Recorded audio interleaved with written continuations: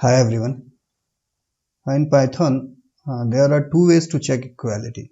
Let's create a shared reference and see how equality works in the Python. So let's create a list.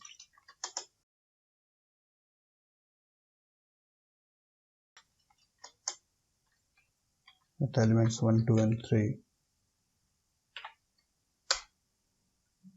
Now let's assign m is equal to L.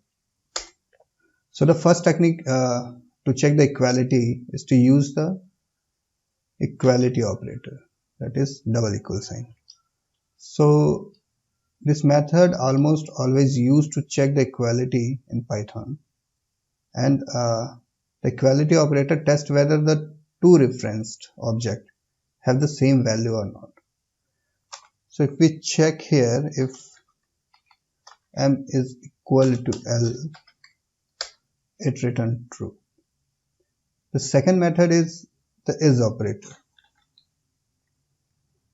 Instead, test for the object identity, it returns true only if both the names pointed to the exact same object. So it's a much stronger form of equality testing and rarely applied in the most programs. So if we compare here, is m is L, it returns true. So it simply compares the pointers that implement references, and it serves as a way to detect shared references on your code. So it returns false if name points to the equivalent but different object. So in the same example here, if we assign 1, 2 and 3 here, and m is equal to again 1, 2 and 3. So if we check here, L is equal to m, it returns true. But if we check L is m, it returns false, because here we have assigned L to this list and m to this list. Both looks like same, but they are two different memory locations. So both L and m are pointing to the two different objects.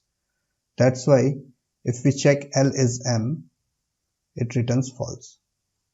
Let's take a second example of an immutable object. So here, if we assign x is equal to 10 and y is equal to 10, and if we check x is equal to y, it returns true. And if we check again x is y, it also returns true. So here it's returning true for both.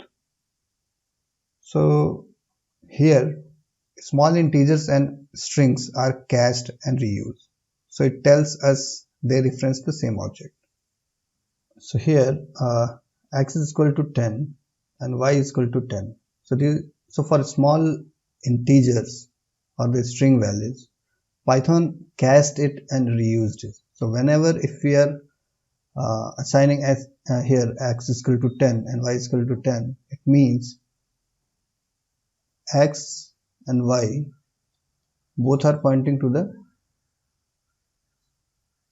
same object, because for small integers Python don't create different object, it reuses the same value.